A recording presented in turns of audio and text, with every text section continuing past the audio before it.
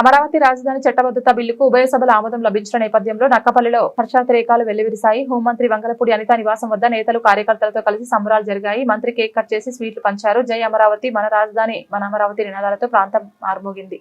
సారిపల్లిపాలెం మంత్రి నివాసం నుంచి నక్కపల్లి ఆర్టీసీ కాంప్లెక్స్ వరకు మంత్రి అనిత ఆధ్వర్యంలో భారీ బైక్ ర్యాలీ సాగింది. వందలాది మంది నేతలు, కార్యకర్తలు జాతీయ జెండాలు, ప్లకార్డులతో పాల్గొన్నారు. అనంతరం అంబేద్కర్, ఎన్టీఆర్ విగ్రహాలకు పూలమాలలు వేసి నివాళులర్పించారు. సందర్భంగా మంత్రి మాట్లాడుతూ, ఇది చరిత్రలో నిలిచిపోయే రోజు. గత 5 ఏళ్లు అమరావతి అణచివేతకు గురైంది. ఎన్డీఏ ప్రభుత్వంలో పునర్జీవం లభించింది. 10 ఏళ్ల నిరీక్షణ తర్వాత చట్టబద్ధత వచ్చింది. 1600 రోజుల రైతుల పోరాటాలు. ఇది ప్రజలందరూ గర్వించదగ్గ రోజని అన్నారు. ఈ రోజు నిజంగా చెప్పాలంటే చరిత్రలో నిలిచిపోయే రోజు. మనందరికీ కూడా 10 ఏళ్ల నిరీక్షణ.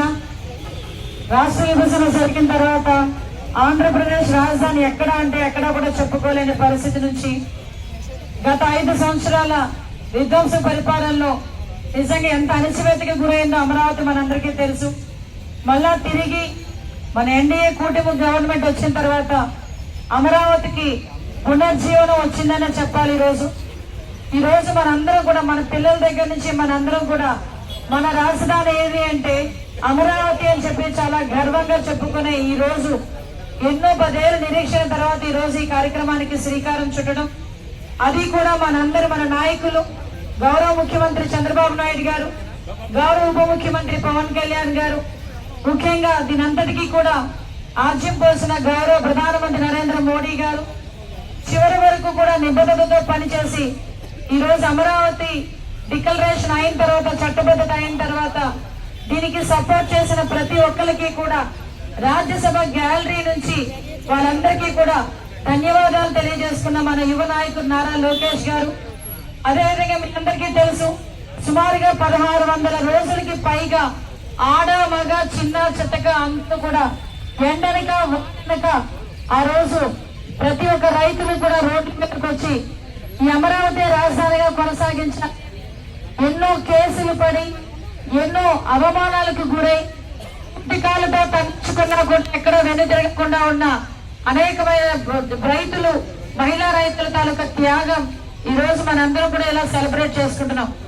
ఈ రోజు ప్రతి ఒక్కరు కూడా ఇక్కడ నుంచున్న ప్రతి ఒక్కరు, ఇది వింటున్న ప్రతి ఒక్కరు, ఇప్పుడు ఆంధ్రప్రదేశ్ రాష్ట్రంలో ప్రతి ఒక్కరు కూడా ఈ చరిత్రకి నిజంగా చెప్పాలంటే వాళ్ళందరూ కూడా ఒక విట్నెస్ కిందే చెప్పాలి.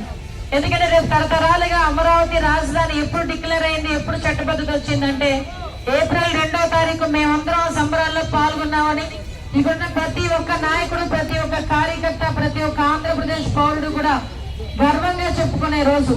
మీ అందరికీ తెలుసు, ఆ రోజు ఇదే అమరావతి డిక్లరేషన్ అయిన తర్వాత అప్పుడు ప్రతిపక్ష నాయకుడిగా ఉన్న జగన్మోహన్ రెడ్డి, నేను 33,000 ఎకరాలు ఉండాలి, నడిబొడ్డులో ఉండాలి, నేను కనుక అధికారంలోకి వస్తే కేంద్ర ప్రభుత్వం ఇచ్చినా ఇవ్వకపోయినా నా డబ్బులతో నేను కట్టేస్తానని చెప్పి ఆ రోజు ఎలక్షన్ లో గెలిచి ఆ తర్వాత సీఎం అయిన తర్వాత నుంచి ఎలాంటి ప్లేట్ ఫిరాయించడం మీ అందరికీ తెలుసు. ఆఖరికి ఎంత దౌర్భాగ్యం అంటే ఈ రోజు అమరావతి బిల్ గురించి, అమరావతి చట్టబద్ధత గురించి పార్లమెంట్ లో 11 పార్టీలు ఈ రోజు మనందరికీ కూడా మద్దతు పలికినాయి. అంటేనే మనం అందరం కూడా ఆలోచన చేసుకోవాలి.